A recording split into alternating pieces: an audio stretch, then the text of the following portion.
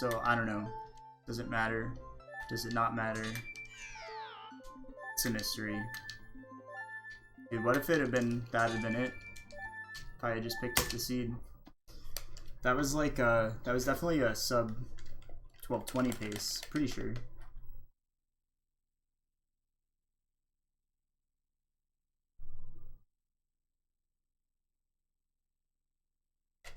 That was gonna be like a 118 or 119, I think.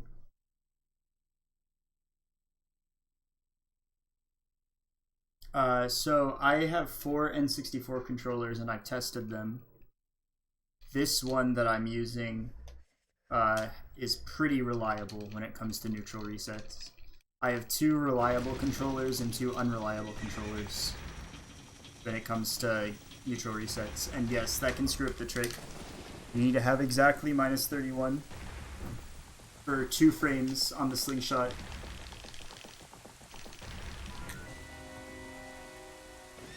Like at this point, I hardly even care anymore. I'm just expecting it to crash. But I literally like I don't know what else I can do. Like I'm doing everything.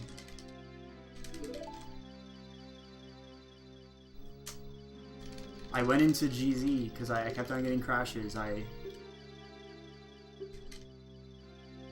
looked at what was potentially going wrong. And I really don't know. Because I focused on both the things that I thought could have been messing me up. You only have one N64 controller? You hope it's a good one? If you have an EverDrive, you can check. Just like, try to like, go into GZ and go into first person mode, and you'll have the input display.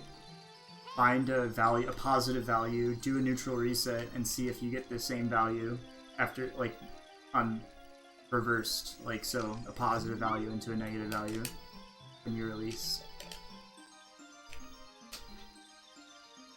In my experience, it seems like the stiffer the stick, maybe the better, but I'm not sure. Like, weirdly enough, the better feeling sticks are the ones that seem to not actually work well for the trick.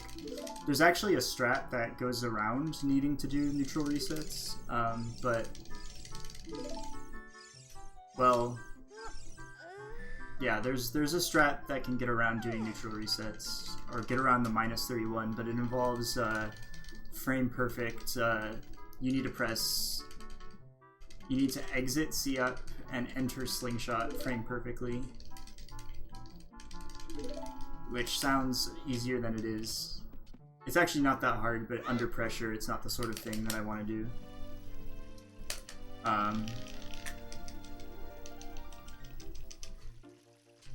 Yeah, I mean, I'm playing with GameCube controller up until I enter the crawl space, and then I switch to N64.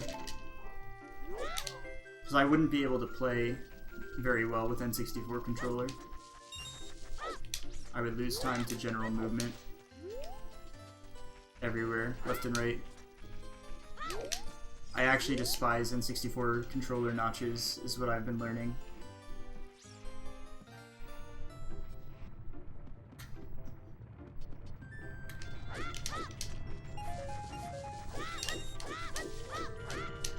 Yeah, but the problem with that is that you'd have to find 31 blind. You wouldn't be able to verify that you're actually holding 31. Which is, I guess, what eventually this category will become, if assuming a new route isn't found.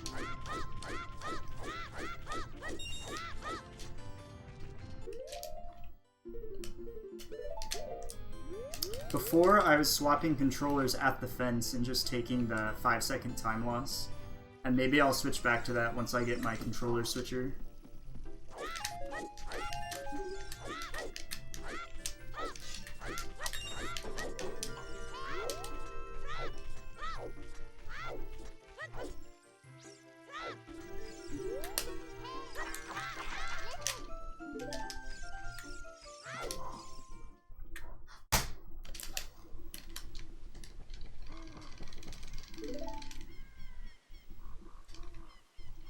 Yeah, but the thing is then you have to do a frame perfect exiting C-up mode and entering slingshot mode if you do that method. That's what I was talking about. Why not during the reset? I mean, it would still take me 5 seconds to unplug my GameCube controller and plug in the N64 controller.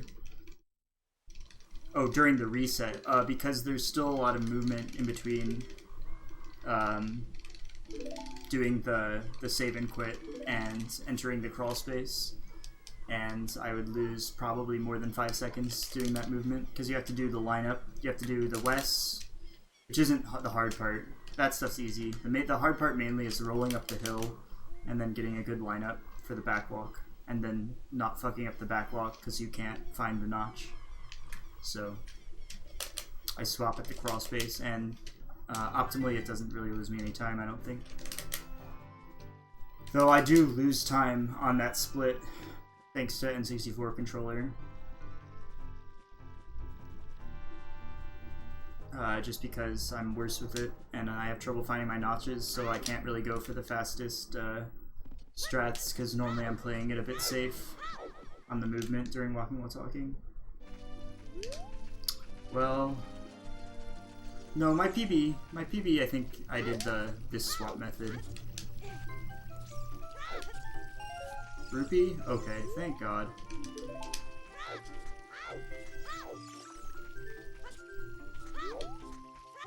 Also, there's not a lot of competition in this category right now, so my time is a bit inflated, or my leaderboard placement is a bit inflated.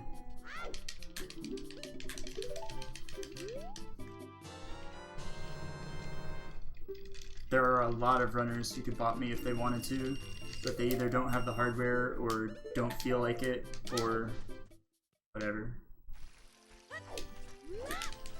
Now, if I get the 20-second PB that I can get, potentially, then that might be a little different. Yeah, top 10 is definitely free.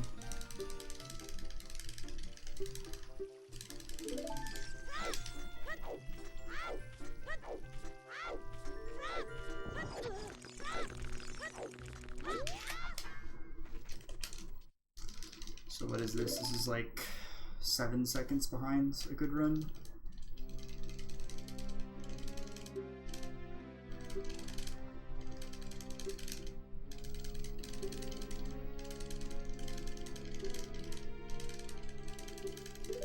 Yeah, Torge is getting bopped out of the top 10, but they're just gonna separate the leaderboards anyways, so whatever, I guess.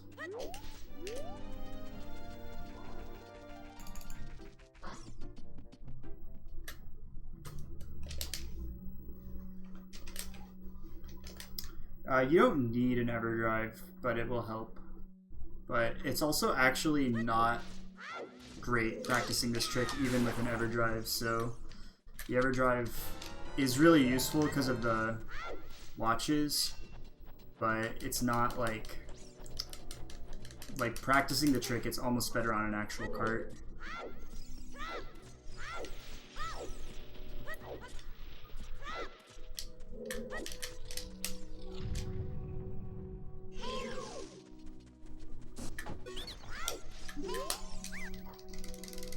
Yeah, I mean, it's a good thing to have. It'll definitely help you learn the trick a lot faster and troubleshoot a lot easier. But the problem is that because you have to save state at the save and quit, so basically you can't make a save state and still actually get the trick after leaving the Deku tree.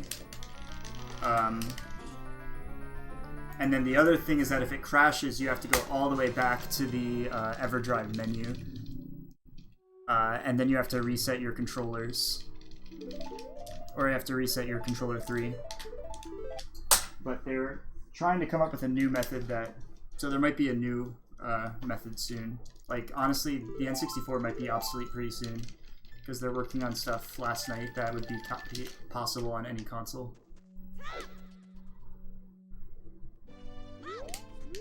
Yeah, but I mean, I'm glad I bought an EverDrive, even though I wasn't running any 1.0 routes specifically. Like, I like having it.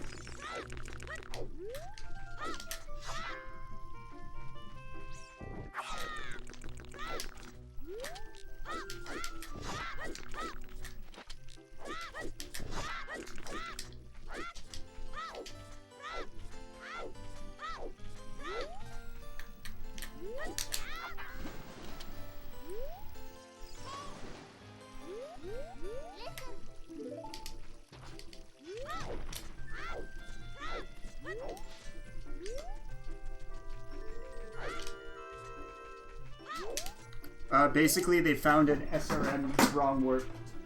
They don't have the memory set up for it yet, but they know that it works in theory. So it's no ace, it's just using SRM to get a cutscene value, and then tricking the game into loading that.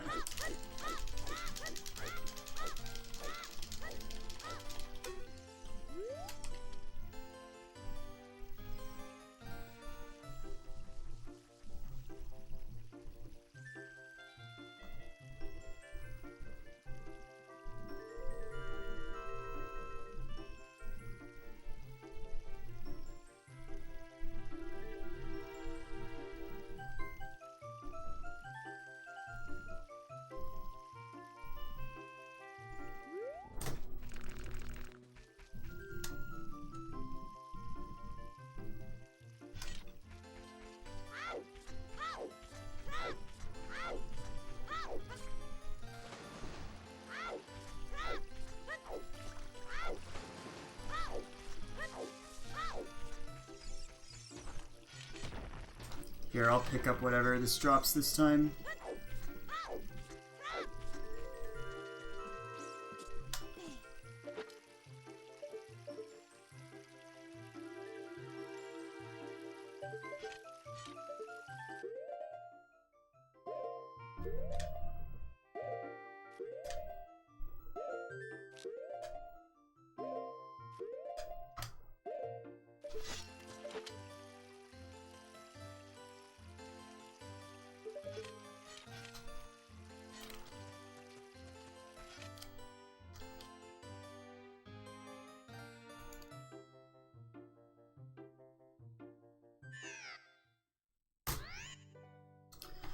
Let's fucking go.